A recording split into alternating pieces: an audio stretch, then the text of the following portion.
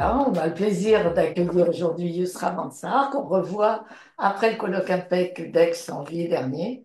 Et voilà, donc voilà, la parole est à toi, Yousra, pour nous parler de Novabot. Oui. Eh bien, merci beaucoup déjà de m'avoir invitée. Euh, je vais essayer de m'adapter un petit peu parce que voilà, je me préparais à ce qu'il y ait d'autres personnes peut-être qui n'auraient pas vu la communication en juillet. Donc déjà pour le contexte, je suis donc actuellement en quatrième année de doctorat.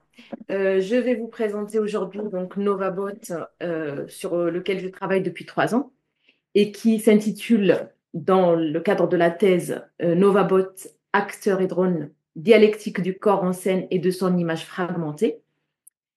C'est un projet donc inter-école doctorale, co-dirigé par Louis Dieuze, maître de conférence en esthétique théâtrale au laboratoire d'études en sciences des arts, et Julien Serre, professeur des universités en robotique bio-inspirée à l'Institut des sciences du mouvement. Hmm.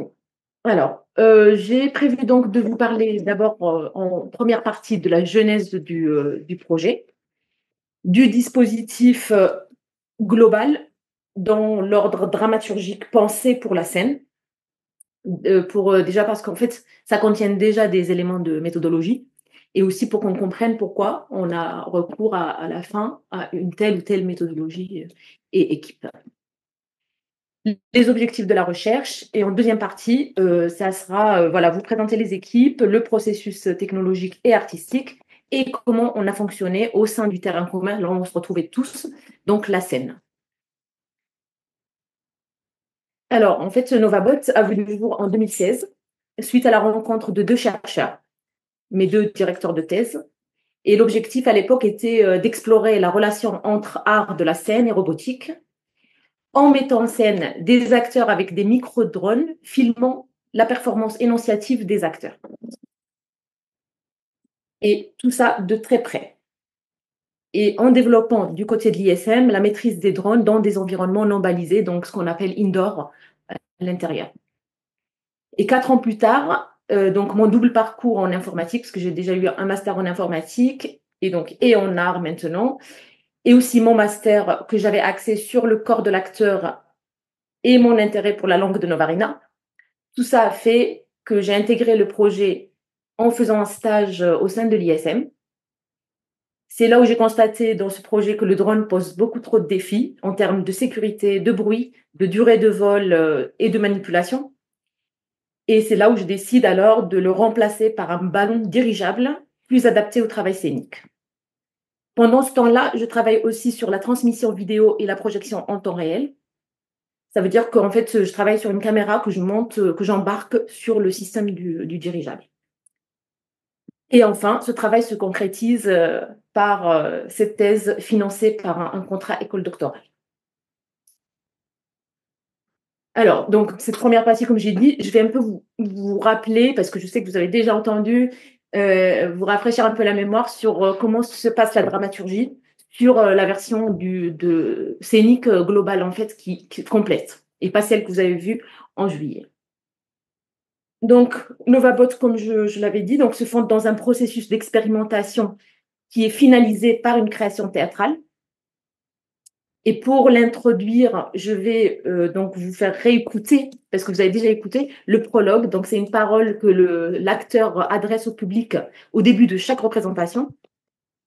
Il leur présente le cadre de la performance et les enjeux de l'expérience.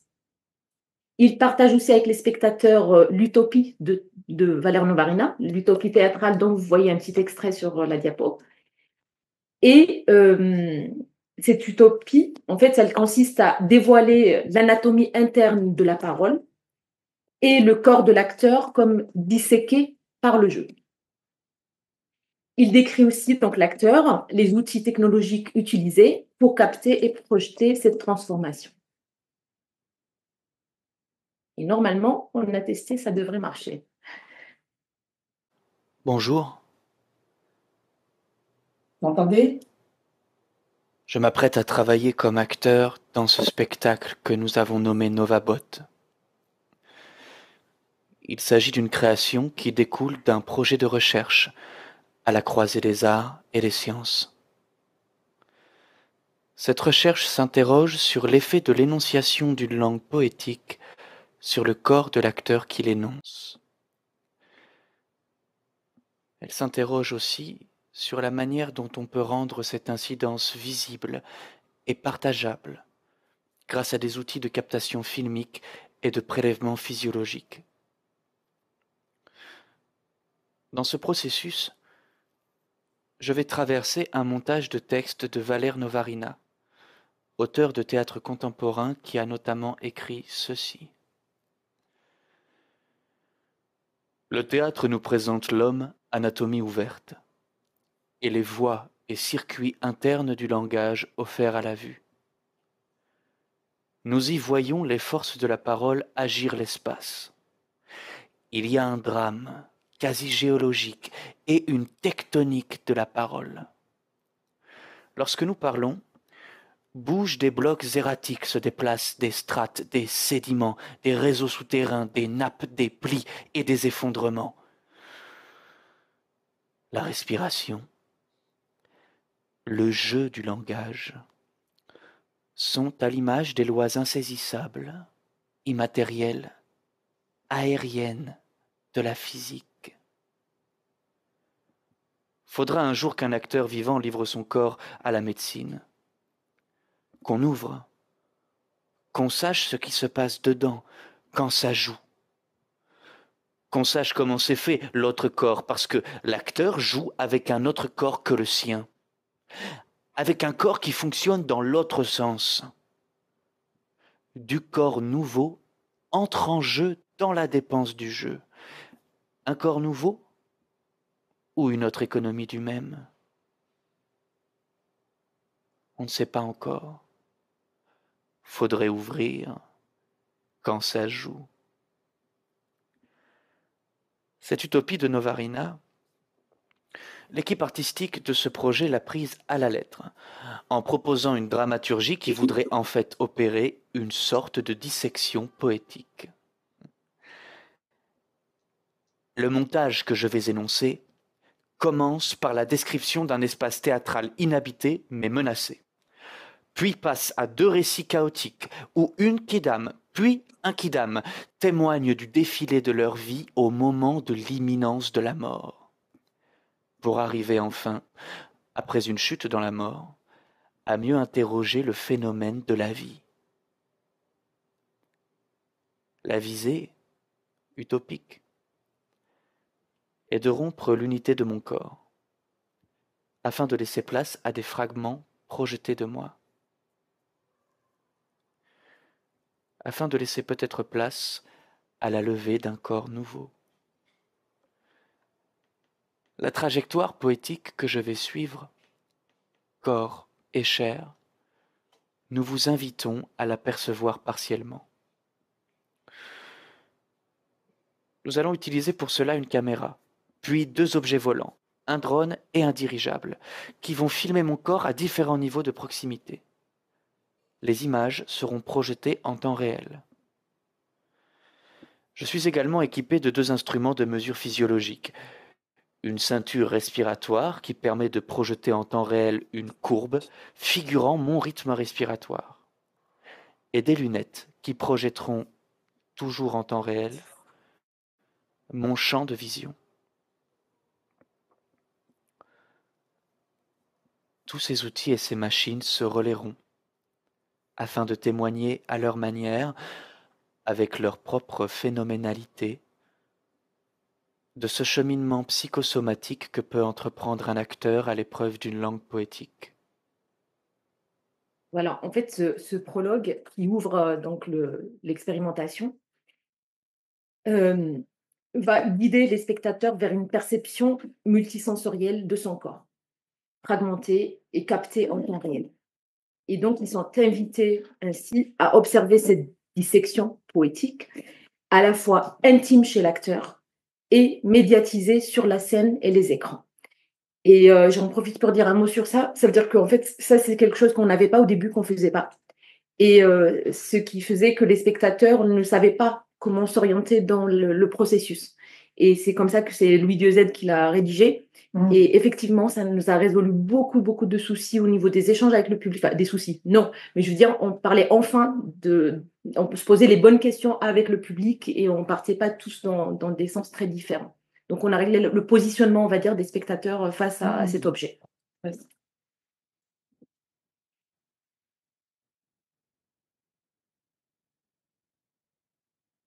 Je vais maintenant vous présenter donc un des textes poétiques que porte l'acteur. Donc, pareil, toujours un peu en se remémorant tout ça, parce que je sais que vous l'avez déjà vu. Je vais vous en lire un extrait. Il s'agit d'un extrait de l'animal imaginaire de Valère Novarina.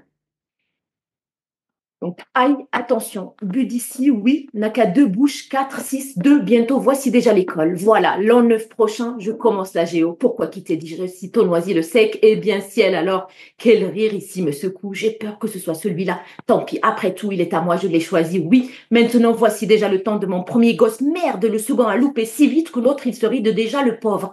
Le voici militaire en photo, pendant qu'il y est, pourvu que mon mari n'aille pas se mettre déjà à disparaître. Car maintenant qu'il est parti, je ne suis pas trop d'une pour entretenir la maison vide. Mais quel bel été nous avons! Certaines donc écritures contemporaines, comme on le voit, bousculent l'ordre du langage, déboîtent ce rapport normé entre les mots et les choses et tendent à opérer un drame au sein même de la langue, en déstabilisant notamment la syntaxe et la logique narrative. Ce texte fait 2 pages. Il n'y a aucune ponctuation. Juste ce précipité chaotique d'un récit d'existence. La langue, ici, performe l'acte de parler habituel et tend ainsi à transformer le corps de l'acteur qui l'énonce en troublant sa respiration, son élocution, mais aussi la visualisation de ceux dont il parle. Donc, nous cherchons dans ce projet à observer, capter et rendre visible l'effet de cette langue sur le corps de l'acteur. Donc, il s'agit de voir la fabrique du poétique s'exercer dans le corps de l'acteur. Et donc, 2 citations de Novarina nous ont inspiré au début de ce projet. Le théâtre, c'est la linguistique prise sur le vif. Et chez l'acteur, la syntaxe rentre dans l'anatomie. Notre axe de recherche théorique au sein de cette expérimentation, donc étudier l'interaction texte-acteur. Analyser ce qui se passe entre une langue poétique et sa réécriture corporelle par l'acteur. C'est pour ça que des fois, ça aussi, il fallait absolument le régler, parce que dès qu'on voit des drones et on pense interaction machine-homme. Et en fait, nous, le projet vraiment de thèse, c'est l'interaction entre la langue et le corps de l'acteur. Donc, comment la langue poétique vient-elle à transformer le corps de l'acteur qui l'énonce? Et pour ça, nous partons à la fois d'une création théâtrale et de ses effets sur le spectateur, mais aussi de l'analyse des prélèvements effectués en direct, c'est-à-dire les images filmées et les données physiologiques pour explorer cette interaction donc texte-acte.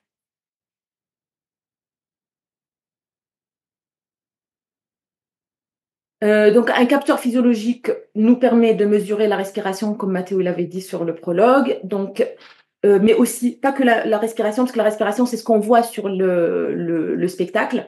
Mais nous, au laboratoire, on a aussi mesuré la fréquence cardiaque. Et ça, c'était très intéressant, même si on n'arrive pas à le rendre visible sur scène, parce que justement, la respiration, le rythme respiratoire, c'est sur quoi l'acteur peut agir. Et en fait, quand on regarde en même temps sa fréquence cardiaque, qui essaie de se débrouiller comme elle peut et sur laquelle lui ne peut pas agir et qui aussi exprime en fait des émotions et tout ce qui se passe en arrière-plan, on va dire, de ce qu'il maîtrise. Mais je veux dire, esthétiquement, c'était pas possible de le rendre saisissable, on va dire, pour les spectateurs sur scène pour l'instant. Donc, nous avons effectué des enregistrements pour prélever ces données de fonctionnement physiologique de l'acteur. Et cette démarche d'observation que nous poursuivons, elle est comme révélatrice d'une transformation des paramètres biologiques sous l'effet de la spécificité du texte énoncé. Et les tests que nous avons menés donc jusqu'à maintenant témoignent de l'acquisition par l'acteur d'une élasticité organique grâce au rythme que lui impose la langue poétique. C'est-à-dire tout ce qui est ponctuation, accentuation, débit, syncope et visualisation de l'énoncé. Et pendant les représentations, on projette en temps réel donc cette courbe respiratoire, comme là, c'est l'image en dessous. Et pour faire entrer le spectateur au plus près, en fait, le rapprocher des agissements physiologiques qui s'opèrent chez l'acteur à ce moment-là. Et cette scène, en fait, elle va arriver juste après le prologue que vous avez entendu. Et ce qu'on constate, c'est que cette courbe agit d'elle-même comme un témoignage muet, une invitation implicite à entrer dans le cycle du souffle de l'acteur. Et à ce moment-là, on ne voit pas l'acteur, en fait, il est de dos, la scène est plongée dans le noir, et on voit seulement cette courbe et on entend la voix de l'acteur qui parle. Et ce moment, il engage, d'après le retour qu'on a eu et les échanges avec le public, il engage spontanément en fait les spectateurs dans une résonance corporelle avec l'acteur, alors que leur propre respiration réagit à la vue de cette courbe, ils synchronisent sans effort leur souffle avec celui de l'acteur. Et ce lien non verbal, articulé uniquement à travers la visualisation de la courbe, met en lumière une relation intime, très consciente entre l'acteur et les spectateurs. Donc minimaliste mais essentiel, cette première projection ancre les spectateurs dans une observation silencieuse et méditative du souffle, le souffle qui est une première manifestation physique de l'engagement corporel de l'acteur dans le processus poétique.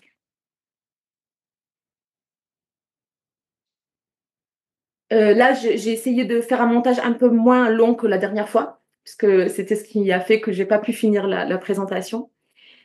Et donc là, cette partie, pareil, je vous présente tout dans l'ordre vraiment de la scène.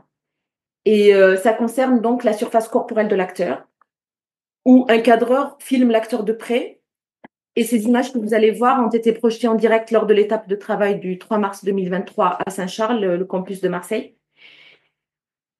Donc, je vous laisse regarder un petit peu, même si vous l'avez déjà vu, et après, je le commente. Elle ne vous l'a pas dit. Est-ce qu'elle n'a jamais essayé de vous emprunter de l'argent? Moi, si. Je me promets toujours de lui répondre. D'ailleurs, je suis sûr que vous êtes comme moi dans le fond. Ça se devine sur votre visage. Mon Dieu. Déjà le noir tombe. Déjà il faut quitter? Quel dommage. Je voudrais encore ajouter un mot avant de partir. N'oubliez pas d'entretenir la maison. Et dans l'état où elle sera, elle en aura bien besoin. J'espère. Que je ne vous laisse pas trop mauvais souvenirs de mon passage.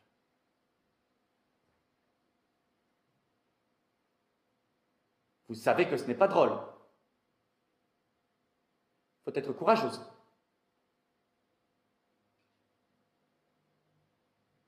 Donnez-moi un verre d'eau. Peut-être le dernier. Mon dernier ou avant-dernier, peut-être. C'était peut-être lui que je préférais. Mais peut-être aussi que ça n'est pas pour tout de suite et qu'il nous reste encore 2-3 minutes. François, Edmond, Léon, les pommes, les poires, les pêches, les abricots, les éclairs, oh, les millefeuilles, la laine, le coton, la soie, la pure laine, la fibrane, la rayonne, le taffetas, oh, l'organdy, peut-être quelques instants en plus. Je voudrais bien les remplir. Je voudrais encore vous dire quelques mots le temps d'être avec vous. Vous avez bien 2 petites minutes. Passez-moi mon mouchoir.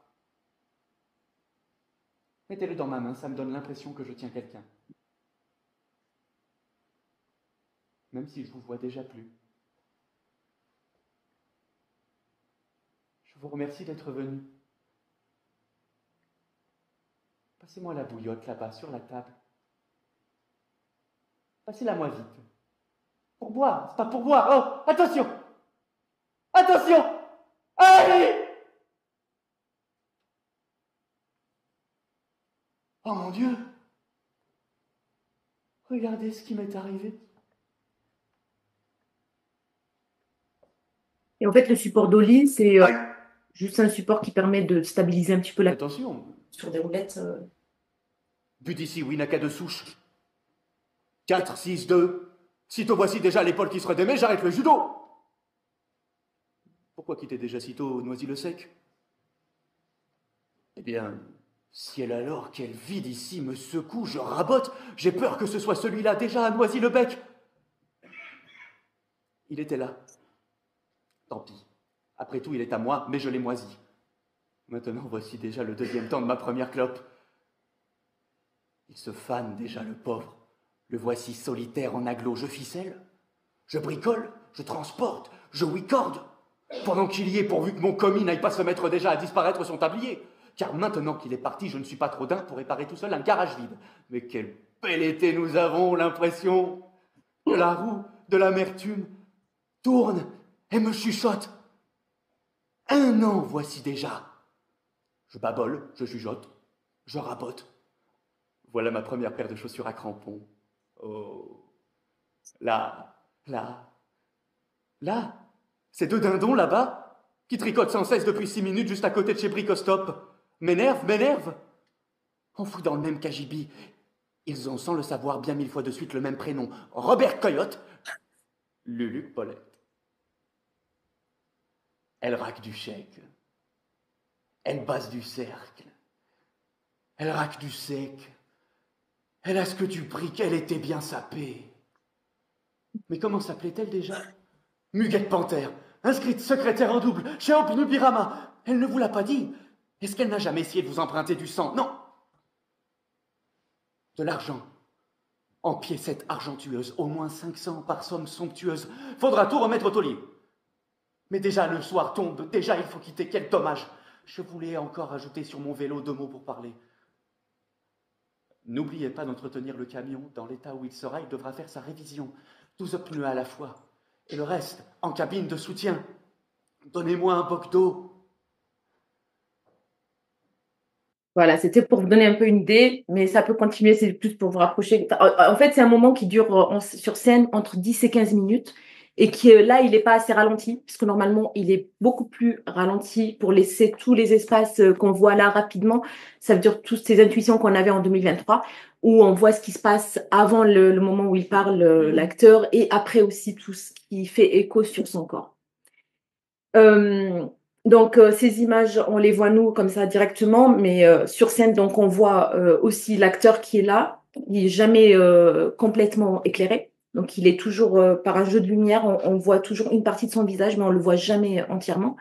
Et aussi, on voit le cadreur qui est en train de le filmer. Donc, le cadreur le filme en explorant donc, sa surface comme un paysage. Et on part pour faire un parcours de la parole. Donc, on part de la tempe, bouche, pomme d'Adam, thorax jusqu'à l'abdomen.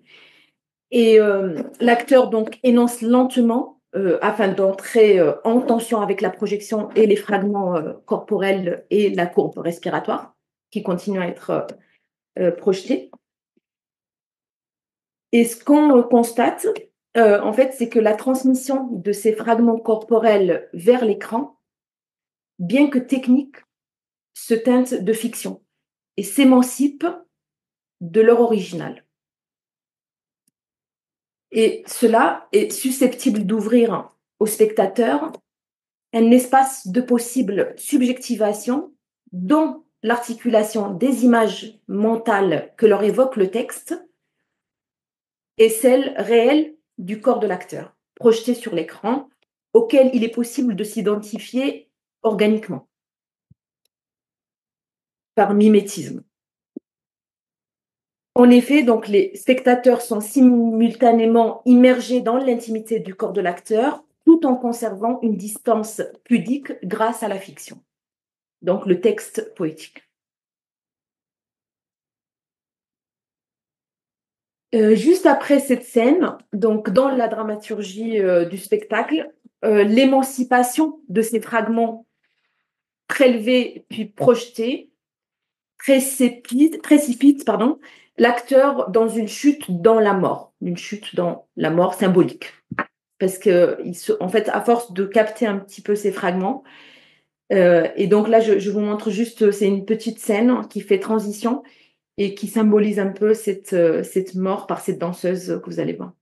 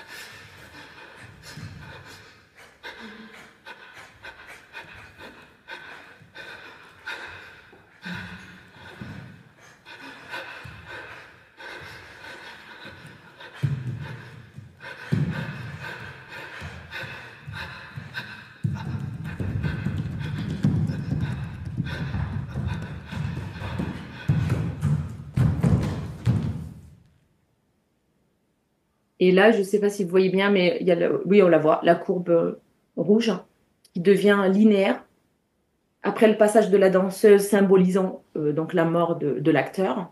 Et cette linéarité, elle indique aussi que l'acteur retient réellement sa respiration pendant environ 25 secondes. On n'a pas pu faire plus pour l'instant, mais il retient vraiment sa respiration après tout ce qu'il a parlé. Et donc, on coupe juste avant qu'il reprenne sa respiration. Et à la suite de ce moment-là,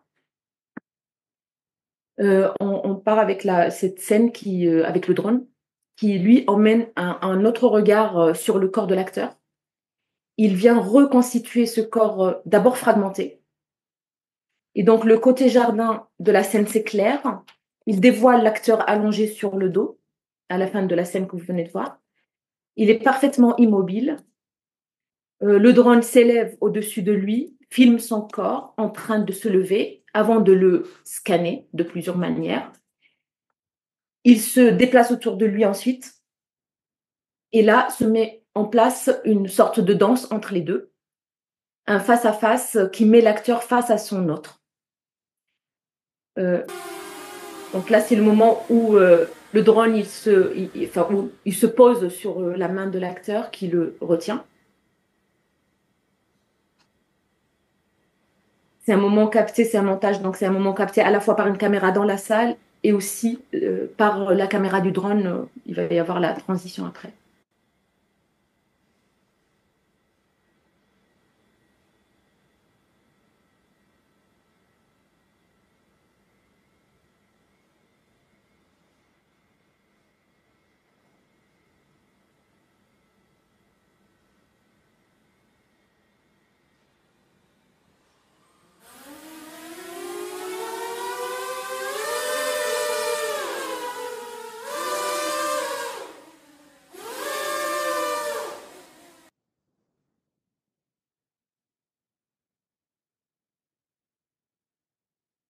Et la présence du drone, en fait, bruyante, imposante, précise aussi et hautement technologique, mais à la fois silencieuse à l'endroit de la captation.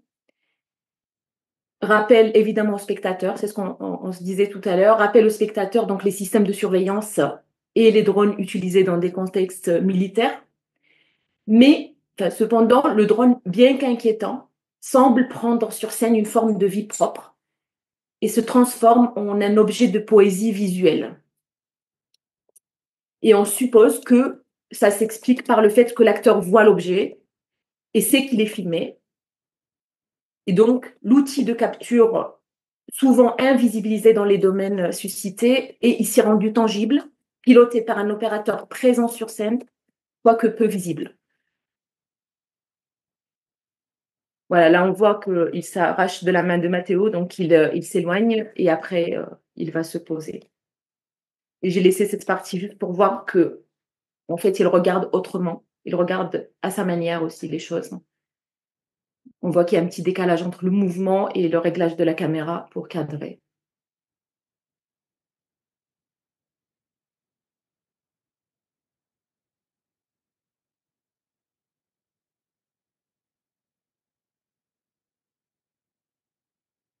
Voilà, le voilà qui se pose.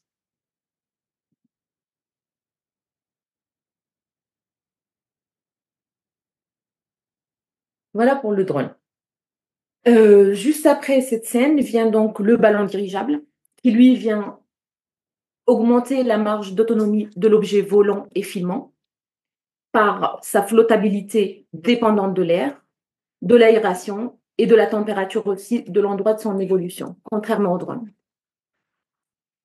Il peut même, sous l'impulsion de la chaleur ou d'un courant d'air, ou même de quelqu'un qui passe à côté de lui, modifier sa trajectoire indépendamment du pilotage. Pareil, je vais vous montrer, en même temps je vais commenter. Donc là, l'image qu'on voit sur l'écran, c'est le dirigeable qui la capte, qui lui, il est derrière les spectateurs. Donc là, il est en train de survoler, il s'apprête à survoler les spectateurs pour avancer vers la scène.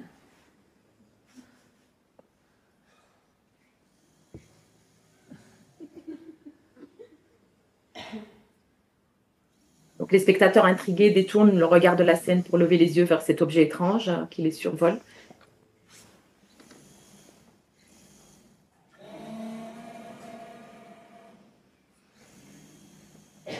Et je ne sais pas si vous avez entendu, on entend un peu quelques rires.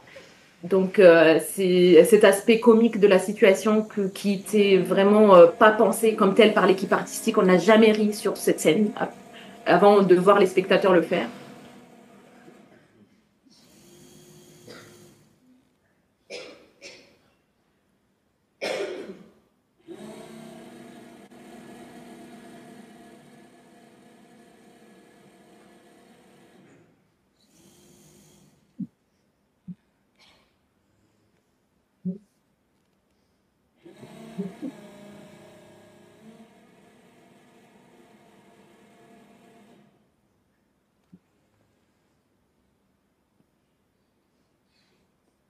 Donc là, voilà, il arrive et une fois arrivé jusqu'à Matteo, Matteo va énoncer un autre monologue de Valère Novarina. Et dans la séquence donc complète, l'acteur emportant ce texte, il semble prendre pour témoin en fait cette machine volante et l'espace. Et face à cet objet aérien, il paraît réfléchir à la manière dont la parole en fait a façonné l'humanité, mais observe aussi que le dirigeable, bien qu'animé et observateur, reste lui détaché de cette condition humaine, donc il flotte certes, sensible à l'air, mais libre de toute conscience de soi ou de regard de l'autre sur lui.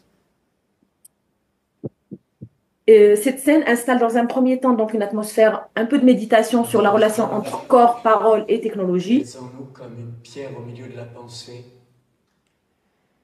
Ouais, j'ai laissé juste la première phrase. Et puis l'acteur, il se concentre après dans son texte, sur la langue elle-même et sur le dirigeable qui, dans cette scène, à la fois diffuse en fait et troue par son mouvement ce récit scénique qui se dessine à ce moment-là. Donc aujourd'hui, ce dirigeable qui nous est prêté par l'école des mines de Saint-Étienne, où il est utilisé à des fins pédagogiques, il fait 1 mètre sur 2 mètres et il est correctement pilotable par un opérateur. La projection de temps réel de ce qu'il filme est fiabilisée. Mais en fait, à terme, l'objectif, ça sera de le rendre plus petit avec seulement 55 grammes de charge utile, ce qui n'est pas facile. Donc, ça nécessite de miniaturiser des cartes à un niveau qui relève de l'innovation et de la recherche. Et ça implique des compétences pointues et combinées pour produire un prototype exploitable en conditions réelles. Donc ça, c'est en cours. On arrive à la toute dernière scène avant de passer à la méthodologie. Donc les lunettes de suivi oculaire interviennent à la toute dernière scène. L'acteur, à la fin de sa scène avec le dirigeable, met les lunettes sous le regard des spectateurs éclairés, comme on le voit. Donc, c'est la première fois où on éclaire les spectateurs. Il va s'avancer lentement vers eux, observer chaque visage en silence. Son champ de vision est projeté en temps réel sur l'écran. Et après un long moment de regard, il énonce l'île logicien, un extrait de l'animal imaginaire de Novarina.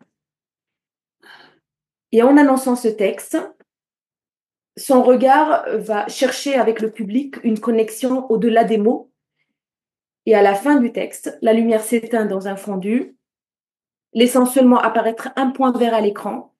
Et après quelques secondes, l'acteur va juste fermer les yeux et le point va disparaître. Et c'est la fin de l'expérimentation scénique.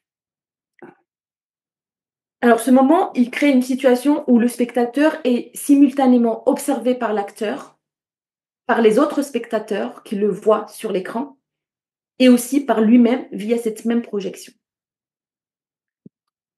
Chaque visage projeté devient un reflet à la fois intime et public. Et la rencontre entre l'acteur et les spectateurs est étrange, mêlant proximité physique et en même temps transfert visuel.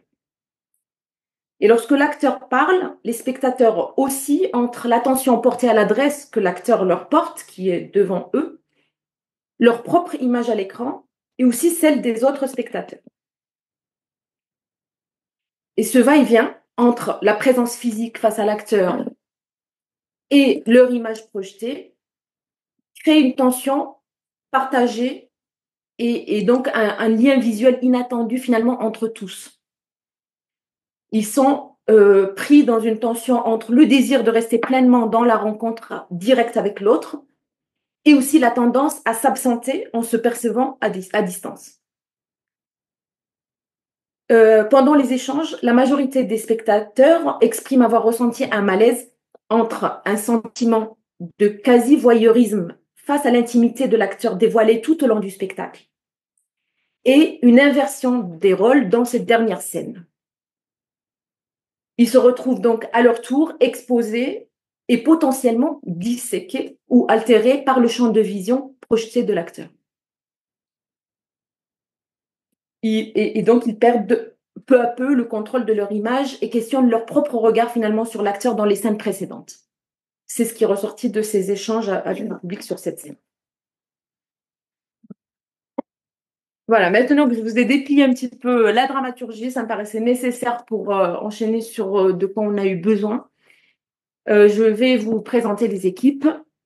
Donc, nous avons travaillé avec plusieurs structures et plusieurs personnes. Donc, l'équipe multimédia du bâtiment Turbulence au campus Saint-Charles à Marseille nous a mis à disposition dès le début donc, de la thèse une salle et des temps d'expérimentation de 2 semaines par an avec 2 régisseurs, AMU, l'un qui s'occupe du son et de la lumière et l'autre de la vidéo et du pilotage du drone. Et d'ailleurs, en fait, ça tombait bien pour eux aussi parce que ils avaient un drone, mais ils n'avaient pas la formation pour l'utiliser. Parce que la personne qui s'occupait du drone, c'était le responsable cinéma. Et donc, c'était l'occasion, on a monté un dossier pour dire, maintenant, il y a un projet, il faut payer la formation pour qu'on puisse le faire. Et donc, tout le monde a trouvé son compte, on va dire. Et après, le drone a servi aussi pour le cinéma. Du côté de l'ISM, une mise à disposition de l'arène du vol pour mesurer et tester les drones dans un environnement d'abord sécurisé. On avait aussi accès à des informations concernant les normes de sécurité et une équipe qui nous permet d'avoir des composants en cas de besoin et des réparations ponctuelles. L'ISM a renforcé aussi sa contribution par la mise à disposition d'un stagiaire chaque année en fin d'études, donc de 6 mois, pour travailler sur le dirigeable. Et ce stagiaire, il a été encadré par les 2 ingénieurs de l'école des mines de Saint-Étienne Campus Provence, parce qu'eux, ils avaient déjà un prototype qui pouvait nous servir de base. Les 2 ingénieurs de la plateforme HC... Ah, excusez-moi, je n'ai pas branché mon ordi. Pardon. Donc là, c'est pour les capteurs physiologiques. Donc, ces 2 ingénieurs de la plateforme H2C2 nous consacrent des créneaux d'enregistrement physiologique et une formation qui nous permettent d'emprunter et d'utiliser les capteurs, ainsi que des conseils aussi, nous mettant notamment en garde des dérives, des interprétations des données physiologiques qui nécessitent des expertises spécifiques en neurosciences. Et ça c'est une raison qui nous a, comment dire, nous a empêché aussi de mettre la fréquence cardiaque, parce que même si nous, on avait notre intuition, c'était très compliqué de le défendre, en fait, sans avoir un expert. Les théâtres nous mettent à disposition des temps de résidence, de travail suivis de représentation dans des conditions de spectacle avec un public et des échanges avec les spectateurs, et nous permettent également de rendre cette expérimentation possible en assurant la rémunération des artistes. Et enfin, la compagnie Sevdim, qui héberge le volet créatif en s'occupant de tous les aspects des prestations, donc tout ce qui est administration, communication et organisation des résidences. Donc c'est eux qui font le lien entre les théâtres et la fac. Et d'ailleurs, c'est comme ça qu'on a réussi à créer cette forme expérimentale qui est devenue une œuvre diffusable en tant que telle et aussi porteuse d'une sensibilisation en acte aux mutations du champ de l'art et de ses productions professionnelles. Elle fait donc œuvre de médiation avec les publics au sujet des problématiques contemporaines de notre usage des machines et de nos relations avec les images que nous produisons grâce à elles.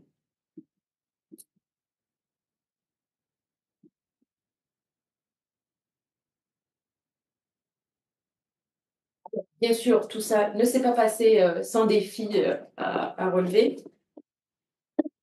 Je ne peux pas vous citer tous les défis qu'on a eus, les solutions, ça serait fini. Donc, j'ai choisi quelques exemples pour vous les partager. Il y a par exemple les contraintes techniques liées aux batteries, aux surchauffes, aux bugs, et aussi les échanges entre régisseurs, pilotes et moi-même à la mise en scène font que ça interrompt tout le temps les répétitions et que ça perturbe l'acteur et l'ensemble aussi du processus créatif.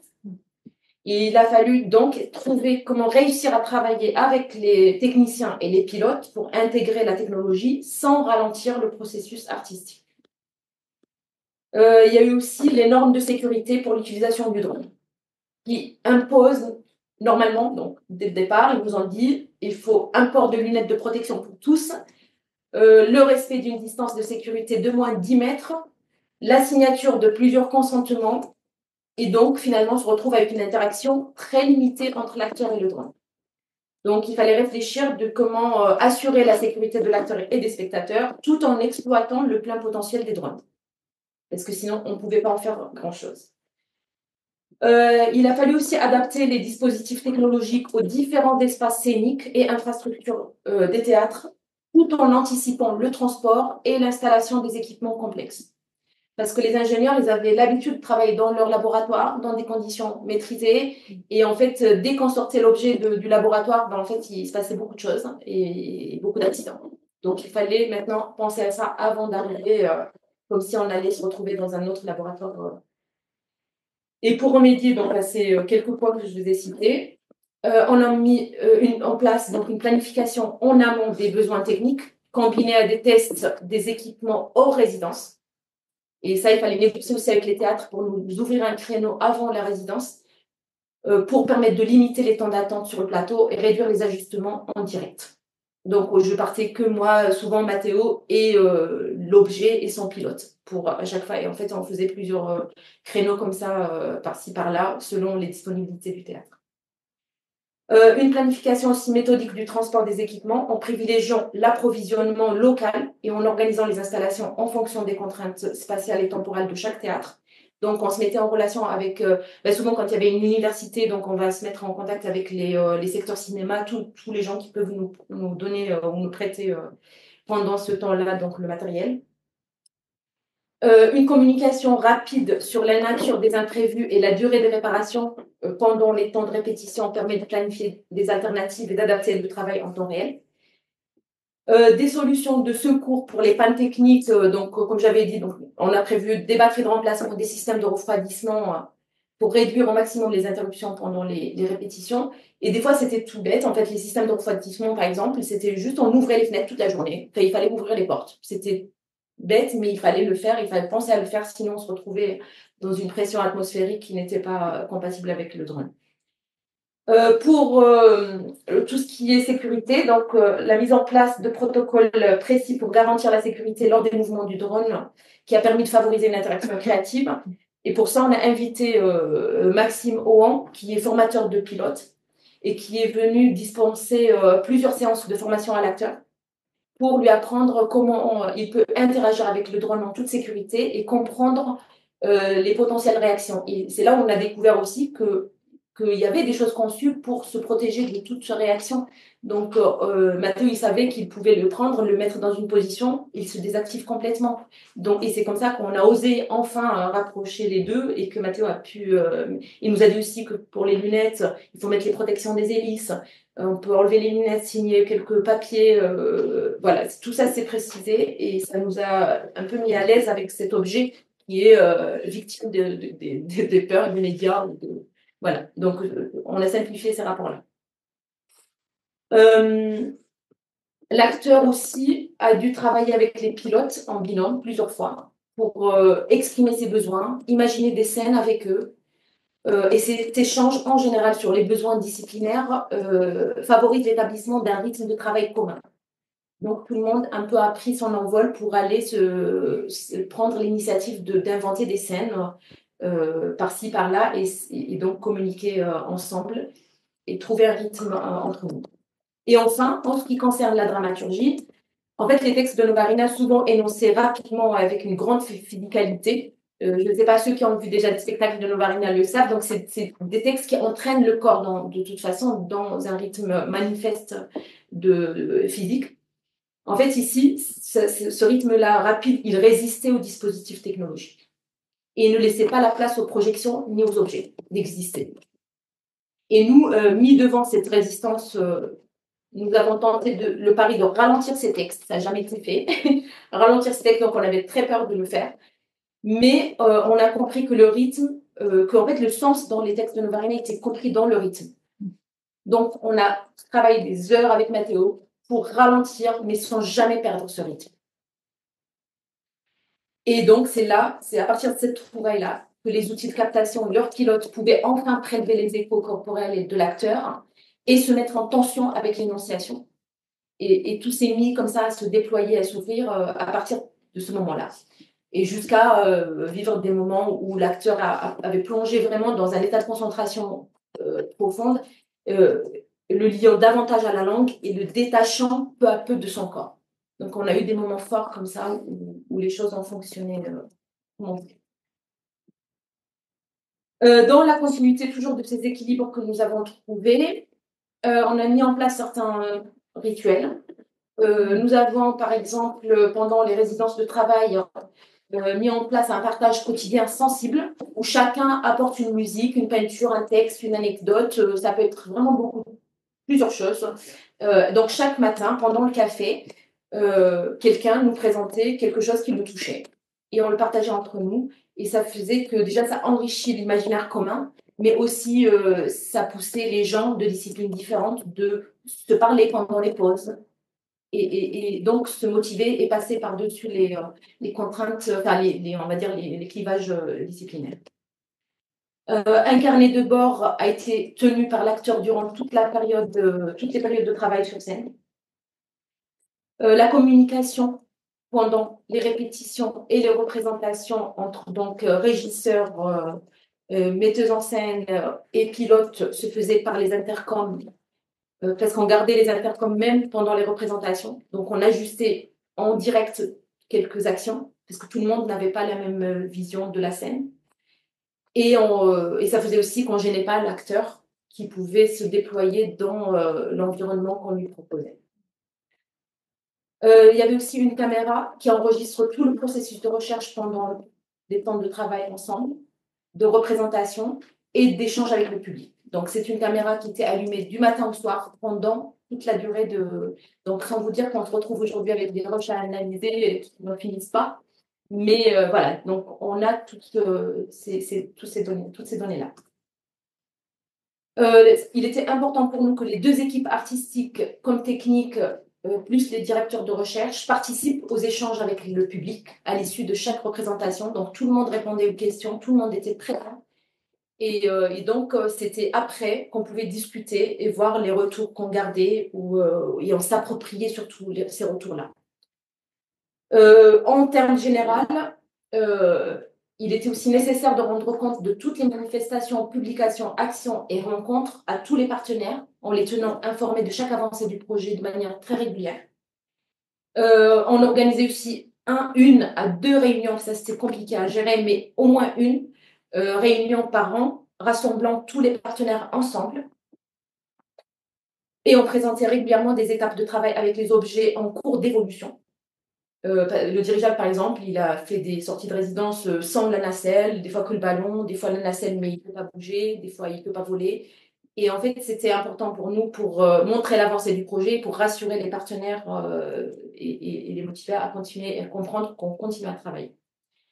Et enfin, j'organisais aussi des visites où j'emmenais Mathéo, donc l'acteur, au laboratoire pour tester les objets en cours de conception, pour nourrir son imaginaire, en observant les concepteurs travailler sur le drone et le dirigeable et en suivant l'évolution. Et il était important pour nous, parce qu'au début de l'année dernière, il voulait arriver avec l'objet parfait. Et en fait, Mathéo, il peut pas, pour rencontrer l'objet, il faut qu'il soit au courant de ses fragilités, de sa sensibilité. Voilà, tout ça, c'était important pour nous. Donc, du coup, ils ont compris et ils ont accepté qu'on passe de temps en temps dans le laboratoire les internes. Les répartitions des actions sur ces 3 années. Alors, dès le début de la thèse, nous avons bénéficié du soutien essentiel du théâtre Antoine Vitesse et aussi de l'école des mines Saint-Étienne-Provence, qui ont cru au potentiel de Novabot dès le départ et c'est eux qui nous ont motivés pour qu'on puisse croire en ce projet un peu fou.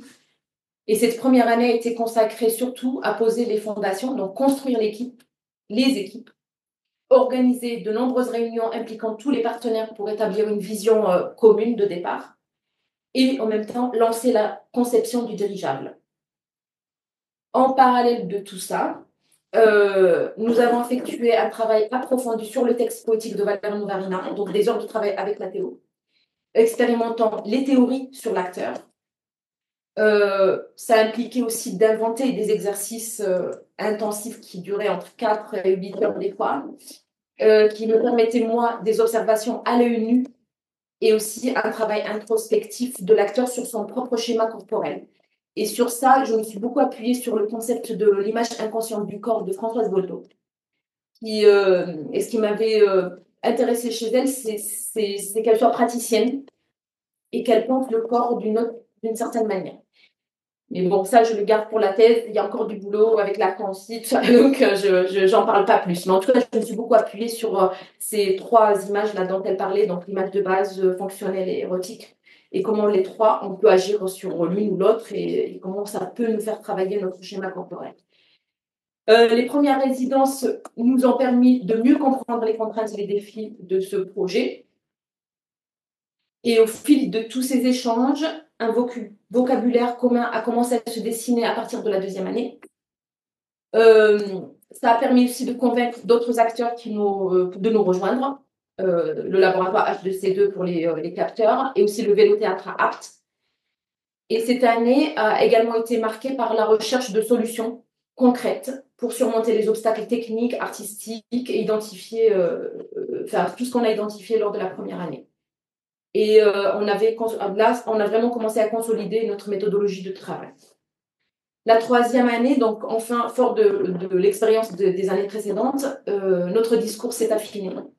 Nous avons pu le présenter à travers différents prismes, adaptés aux attentes des partenaires. Ça aussi, quand on parlait aux partenaires au début, on s'alignait pas, ils ne comprenaient pas de quoi on parlait, qu'est-ce que ça peut leur apporter.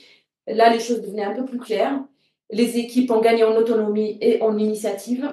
Et ça a facilité donc notre collaboration avec les nouveaux lieux qui nous ont rejoints, comme le Festival parallèle de la Reine Blanche. Et enfin, la présence de Novarina aussi, Valère Novarina, lors de la dernière représentation en public, a également apporté vraiment un soutien symbolique très fort. surtout qu'on avait peur parce qu'on a ralenti son texte et que ça n'a jamais été fait. Et en fait, il a discuté avec Mathéo jusqu'à 2 heures du matin dans un resto et c'était, il était super curieux. Donc, il nous a même suggéré de faire parler le drone. On nous disait, mais est-ce qu'on peut faire parler le drone et tout. Donc, voilà. Et au contraire, il a trouvé que Mathéo arrivait à descendre dans la langue d'une certaine manière. Et donc, voilà, ils ont discuté ensemble. Je ne sais pas tout ce qu'ils se sont dit, mais c'était un symbole vraiment fort qui nous a détendus et motivés dans notre démarche. Enfin, voilà, donc pour résumer ce projet conséquent, donc, qui est divisé en plusieurs volets et réunit plusieurs entités. Donc cette synergie a permis de produire des représentations publiques, développer des objets volants et enregistrer des données physiologiques de l'acteur en scène.